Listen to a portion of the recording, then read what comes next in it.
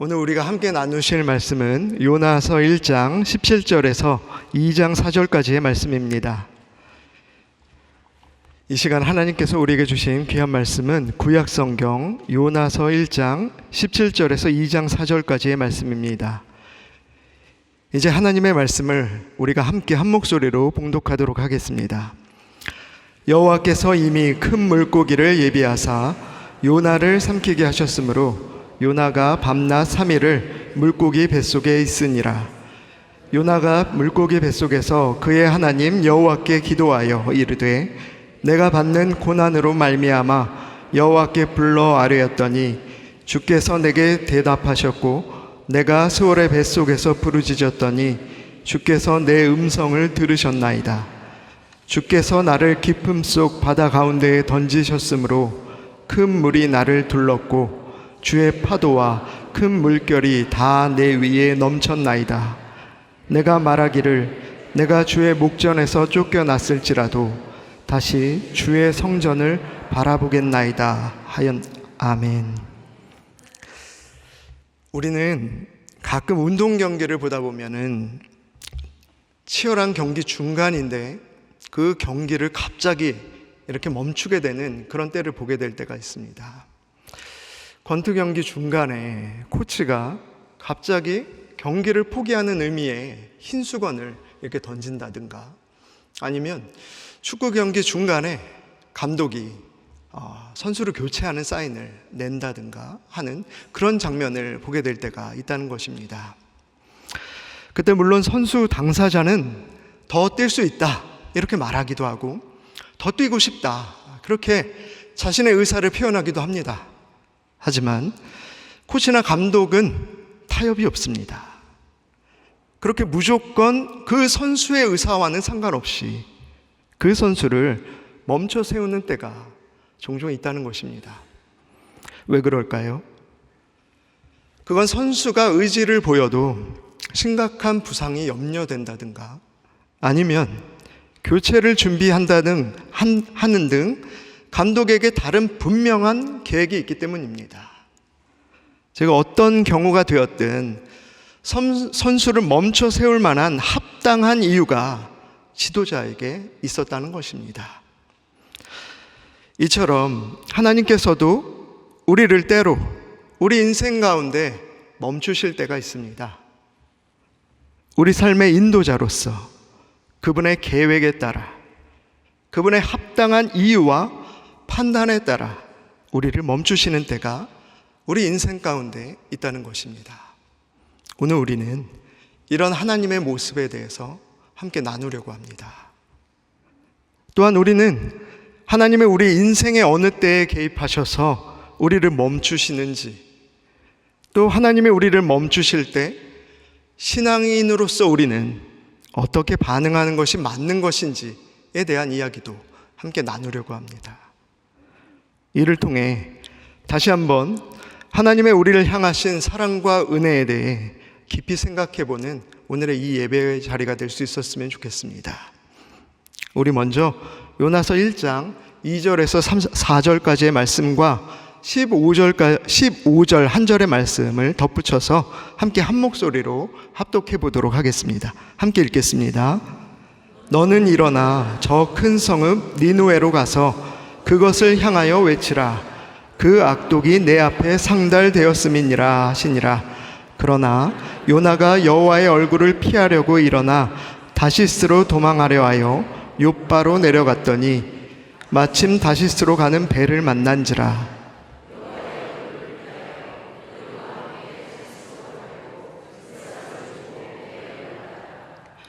여호와께서 큰 바람을 바다 위에 내리심에 바다 가운데에 큰 폭풍이 일어나 거의 깨지게 된지라. 요나를 들어 바다에 던짐에 바다가 뛰노는 것이 곧 그친지라. 아멘. 여러분은 혹시 여러분의 5년 전의 모습이나 10년 전에 여러분의 모습이 기억이 나십니까? 이제 예전의 사진이나 이런 것들을 보게 될 때가 있지 않습니까? 그런 사진들을 이렇게 앨범이나 이런 것들을 펼쳐보게 될 때 그 사진들을 보면서 그런데 예전에 나의 설익었던 모습이나 그때 내 부족했던 모습들이 같이 불현듯 이렇게 떠올라서 당혹스러웠던 적이 있으신 적은 없으십니까? 실제로 우리는 신앙생활을 하는 가운데 하나님께서 우리 인격의 많은 부분들을 다뤄가신다는 것을 경험할 때가 있습니다. 특별히 우리 인격의 모나고 부족하고 깨진 부분들이라 말할 수 있는 흠과 결들을 하나하나 만져가시는 것들을 경험한다는 것입니다. 저는 확실히 하나님께서 오랜 시간 또 여러 상황과 여러 사람들을 통하여 저의 많은 부분들을 다뤄가셨다는 것을 많이 체험하며 살아왔습니다.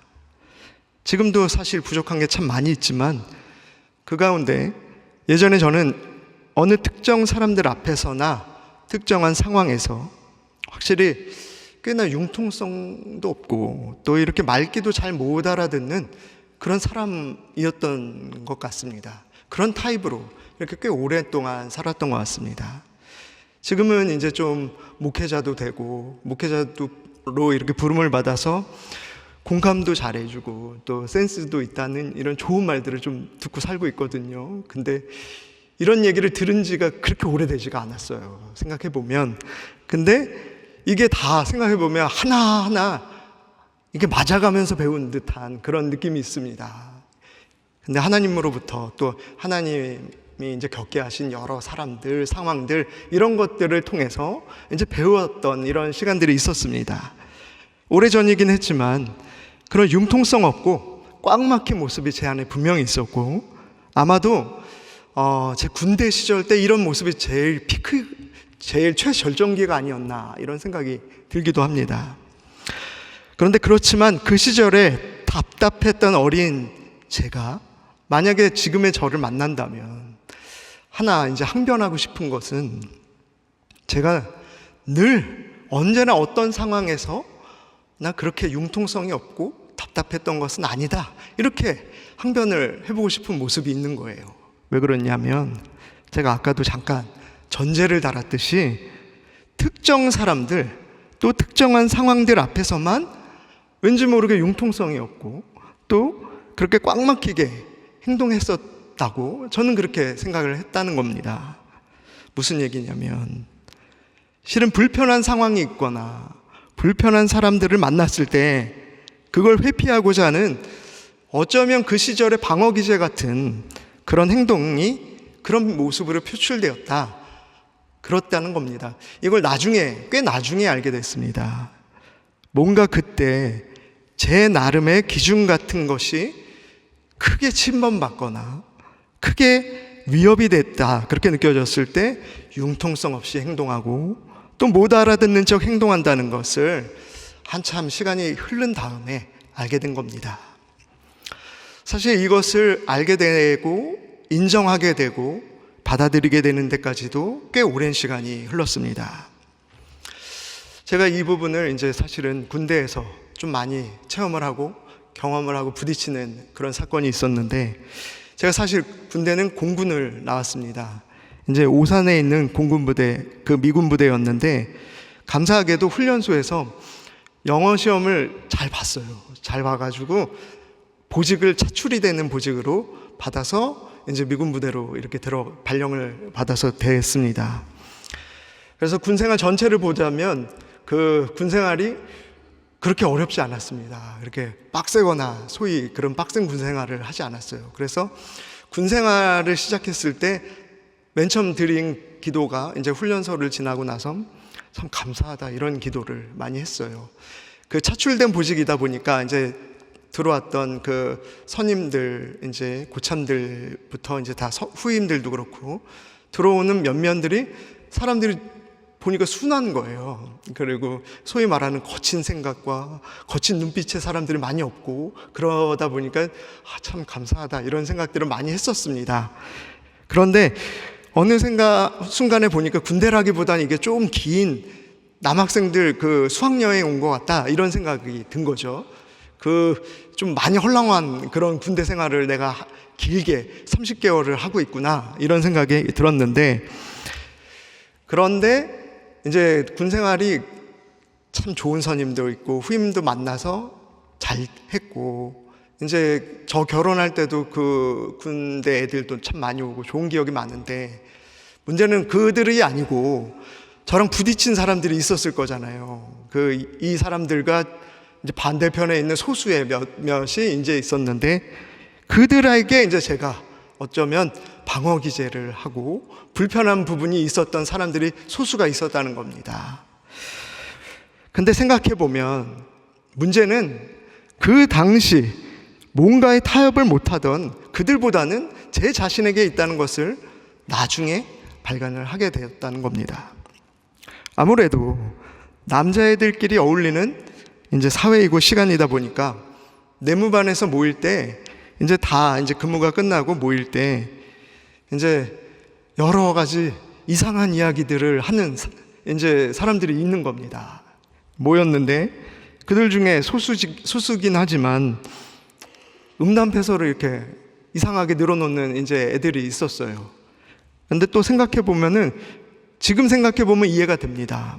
그 당시 나이가 고작 이제 20대 초반이고, 기껏 많아봐야 23, 24살 이 정도 나이니까, 그 나이대가 뭐 한참 허세도 많고 이제 헛소리도 한참 많이 하는 나이고, 이게 지금은 이해가 됐는데 그 당시에 제가 그걸 이해하기가 참 불가능했다는 거죠. 저도 똑같은 나이니까 그게 참 이해가 불가능했습니다. 근데 그보다도 더 문제는 제가 입대했던 그 당시에 이게 비극의 시작이었다고 저는 믿고 있는데, 제가 너무 지나치게 신실한 상태로 입대를 한 겁니다. 너무 믿음이 좋은 상태로 입대를 해가지고 이 비극이 시작이 됐다고 생각을 하고 있어요. 당시 그래서 이제 근무만 마치고 내무반에만 들어오면은 이런 대화가 시작이 된 겁니다. 그러니까 저한테는 이제 굉장히 곤욕스러운 시간이 펼쳐지게 된 거죠. 그래서 제가 계속 이렇게 참고 있다가 이제 그게 어느 순간 너무 거슬리고 견디기 힘든 겁니다. 소위 제 안에 있는 기준 같은 게 있고 선 같은 게 있었는데 이게 너무 무너지는 것을 많이 느낀 겁니다. 그래서 참다가 이제 저만의 방식으로 이제 소심한 반항을 시작을 했어요. 어떻게 했냐면, 이제 뭐 대화는 당연히 끼지를 않았고, 그건 괜찮은데 아침에 일어나서 그들이 보기에는 굉장히 질식할 만한 모습으로 제가 굉장히 바른 자세로 성경을 펴서 읽고, 굉장히 안 그래도 되는데 굉장히 성경을 펴서 이게 정자세로 이렇게 읽고, 이제 주일이 되면은 제 밑에 이제 선임은 어쩔 수 없잖아요. 고참들은. 이제 후임들은 신앙이 있든 없든 상관없이 깨워서 교회를 데리고 갔습니다. 지금으로 따지면 굉장한 가혹행위잖아요. 근데 이제 그런 이상한 얘기를 하는 애들을 더 가혹행위 같이 이제 끌고 교회를 데리고 갔어요. 이제 눈치 없는 척, 융통성 없이 그렇게 교회를 데리고 갔습니다. 근데 항상 이렇게 산 건 아닙니다. 이제 저도 사람들을 좋아하고 운동을 좋아하고 그래서 평소에는 잘 지냈습니다. 그러니까 이제 고참들도 많이 헷갈려 했대요. 괜찮은 것 같은데 평소에는 얘 가끔 왜 저럴까? 뭐 이렇게 생각을 이렇게 헷갈려 했대요. 근데 이제 저랑 친한 고참이 나중에 이제 알게 된 겁니다.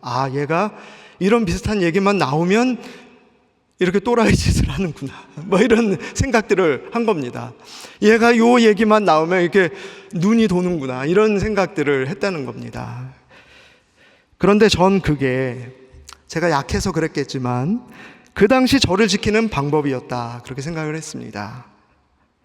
어느 면에서 저를 지키는 방어 기제라 저는 지금 그렇게 표현을 하고 포장을 하긴 했지만, 나중에는 제가 그것을 분명히 하나님께 회개하는 시간을 가졌습니다. 제가 그렇게 결론을 냈던 것은 다름이 아니라 제 안에 그들에 대한 무서운 정죄가 그럼에도 어린 나이였음에도 불구하고 무서운 정죄가 늘 있었기 때문입니다. 그리고 쟤네가 먼저 이상한 행동을 했으니까 나는 이래도 된다는 식의 저만의 치기 어린 교만이 늘 있었기 때문입니다. 하지만 그럼에도 불구하고 솔직히 당시 제게는 그럴 만한, 회개할 만한 여유는 없었습니다. 그들과 그런 말을 섞는 게 너무도 상상하기도 싫었었고, 그렇게 같이 그런 말을 한 번, 두 번 같이 섞다 보면 뭔가 제 안에 무언가가 죽어버릴 것만 같아서 회개 대신에 정죄를 택했던 것만 같습니다. 그게 불편했지만 또 한편으로 생각해 보면 편했던 것도 같습니다. 그들에게는 뾰족뾰족한 가시를 드러내는 시간이었지만은 사실은 지키고 싶은 것이 있었고 제 안에 말하고 싶은 가치가 있었다. 저는 그렇게 믿었습니다. 당시 제가 믿는 하나님에 대한 분명한 생각과 기준도 있었다. 저는 그렇게 믿고 어린 날을 살고 있었습니다. 그래서 네모반 안에서 제가 보이지 않을 때 한참 열심히 기도를 했습니다.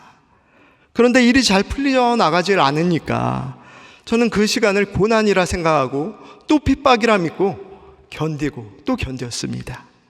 한 번도 제가 틀렸다는 생각을 해보지 못하고 그렇게 편협하게 생각의 틀이 좁게 그렇게 살던 시절입니다. 만약에 그런데 하나님이 저를 불러서 이거 잘못 생각하는 거야 이렇게 다그치시고 말씀하셨다면 어쩌면 저는 크게 실족하지 않았을까 생각이 들던 시절이기도 합니다. 그만큼 그날에 제가 연약했고 미숙했으며 한치 앞만 겨우 보던 시절이 아니었을까도 생각해 봅니다. 그런데 제가 이 긴 이야기, 치부 같은 이 이야기를 왜 이렇게 오래 하고 있느냐면, 그런데 오늘 본문의 요나를 묵상하며 이 기억이 떠올랐습니다. 어쩌면 그날의 요나도 그때의 저처럼 자신의 틀이 좁아서 타협을 모르는 그런 사람이 아니었을까, 그런 생각을 해보았습니다. 그래서 하나님이 이미 용서하신 니느웨의 사람들을 그렇게 정죄하고 욕했던 것은 아닐까. 편협한 자신의 기준, 그걸 내려놓지 못해 하나님마저 버리고 도망했던 것은 아니었을까 싶었습니다. 그리고 하나님은 또한 하나님 편에서 그렇게 자신만의 기준, 자신만의 가치를 놓지 못하는 요나를 멈춰 세우셔야만 했던 것은 아닐까, 그런 생각도 했습니다. 그와 그의 백성들뿐만이 아니라 니느웨와 그 도시의 사람들 역시 똑같이 사랑하신다는 걸 도무지 받아들이지 못하는, 어쩌면 어느 면에서 탕자의 형과 같은 왜곡된 믿음, 잘못된 시온주의를 살고 있었던 요나를 멈추셔야만 했었던 것은 아니었을까 생각도 해봤습니다. 사랑하는 성도 여러분, 하나님이 우리를 우리 인생 가운데 멈추셔야만 했을 때, 그때 우리는 우리 자신을 돌아봐야만 합니다. 물론 그 순간에도 우리는 그날의 요나처럼 변명하고 싶은 것이 있을지 모릅니다. 하지만 그럼에도 하나님이 우리를 멈추실 땐, 또 우리가 납득하지 못할 이유를 세우실 땐 생각해 봐야 합니다. 우리의 무엇이 하나님의 기준을 가로막고 있는 것인지, 그분의 가치와 그분이 사랑하고 지키고픈 사람들마저 꺾고 있는 것은 아닌지 돌아봐야 한다는 것입니다. 이에 대해 먼저 깊이 들여다볼 수 있는 우리 모두가 될 수 있었으면 좋겠습니다. 우리 이번에는 오늘 본문 말씀인 요나서 2장 1절부터 4절까지의 말씀을 이번에도 한 목소리로 읽어보도록 하겠습니다. 함께 읽겠습니다. 요나가 물고기 뱃속에서 그의 하나님 여호와께 기도하여 이르되 내가 받는 고난으로 말미암아 여호와께 불러 아뢰었더니 주께서 내게 대답하셨고 내가 스올의 뱃속에서 부르짖었더니 주께서 내 음성을 들으셨나이다. 주께서 나를 깊음 속 바다 가운데에 던지셨으므로 큰 물이 나를 둘렀고 주의 파도와 큰 물결이 다 내 위에 넘쳤나이다. 내가 말하기를 내가 주의 목전에서 쫓겨났을지라도 다시 주의 성전을 바라보겠나이다 하였나이다. 아멘. 어쨌든 요나는 하나님이 멈추셔서 억지로 그의 인생 가운데 이렇게 멈춰서게 됐습니다. 그런데 그게 참 씁쓸하리만큼 모양새가 참 좋아 보이지가 않습니다. 요나는 지금 이 상황이 여전히 이해가 되지가 않습니다. 왜 이방 민족을 위해서 우리 하나님이 이 하나님의 용서가 선포되어야 하는 것인지 지금 이 상황이 잘 이해가 되지 않는 겁니다. 하나님의 택한 백성인 우리 이스라엘 민족들, 우리 민족을 탄압하고 있는 이 니누의 백성이 마땅히 벌을 받아야 할 것 같은데 왜 도무지 하나님은 무슨 생각을 하고 계신 것인지 여전히 그는 혼란스럽기만 하다는 것입니다. 그런데 결국 그 혼란스러움을 감당 못해 도망간 그 길 위에서 하나님은 그에게 풍랑을 내리게 하셨고 이 풍랑의 원인으로 그를 지목받게 하셨다는 겁니다.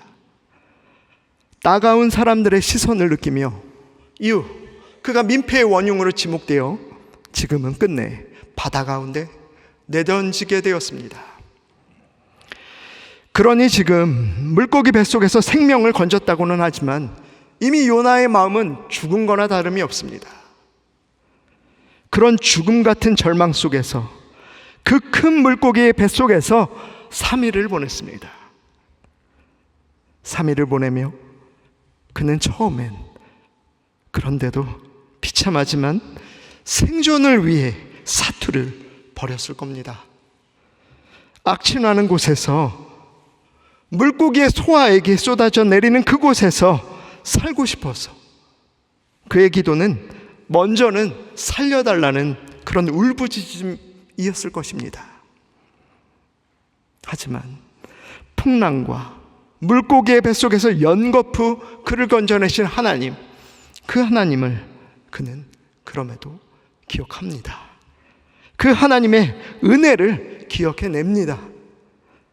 요나는 그 하나님의 은혜를 기억해내며 마음에 조금의 여유를 찾아갑니다. 하지만 그 여유가 생겨나자마자 또다시 다른 기도를 시작합니다. 왜 자신의 기도가 틀렸다고 말씀하시는지, 나보다 쟤네가 문제가 아니었냐며 그렇게 또 한 번 화살을 바깥으로 향하는 그런 신랄한 기도를 다시 시작해냈다는 겁니다. 그렇게 원망과 비난이 어우러진 그런 기도 같지 않은 기도를 이어가다 이후 그 방향이 비로소 드디어 조금씩 자신에게로 바뀌는 것을 그가 경험합니다. 억지로 멈춰선 그 자리에서 비로소 서슬퍼렇게 광기 어리게 흥분하다 멈춰선 그 자리에서 비로소 그가 생각을 되짚어 보게 된 것입니다. 그리고 그 무렵 깨닫게 됩니다. 자신의 기준이라는 게, 자신이 세운 가치라는 게 사실 내가 약해서, 사실 내 틀이 좁아서 나와 내 사람들만 끌어안는 나만의 왕국, 나만의 우상을 만들어 왔다는 것을 말입니다.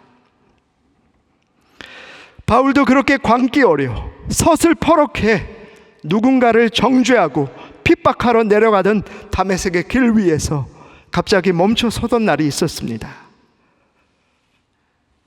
너무도 밝은 빛에 시력을 잃었고 그 충격에 사흘 밤낮 아무것도 먹고 마시지 않았던 그런 날이 그에게도 있었습니다. 우리도 갑자기 우리 인생 가운데 멈춰서게 되는 날이 있을 수 있습니다. 하지만 중요한 것은 멈춰선 그 자리에서의 우리의 반응일 것입니다. 요나는 멈춰선 그곳 가운데에서 기도를 시작합니다. 큰 물고기 뱃속에서 그는 여호와 하나님께 기도를 시작합니다.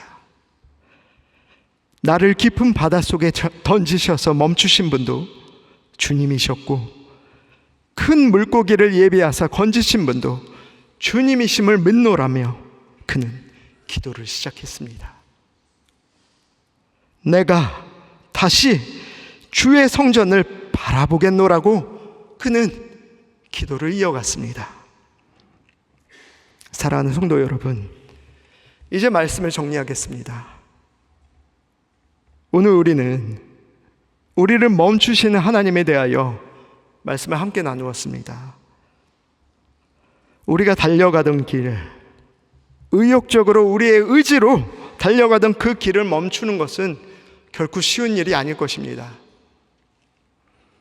이미 우리 안에 세워놓은 바른 기준, 바르다 믿고 있었던 가치가 또한 있었다면, 그리고 남들에게도 떳떳하다 자랑할 만한 그런 기준과 가치라 믿는다면 더더욱 하나님이 그때 우리를 멈추실 때 받아들이기가 쉽지 않을 것입니다. 하지만 요나의 이야기를 통하여 우리는 돌아보아야만 합니다.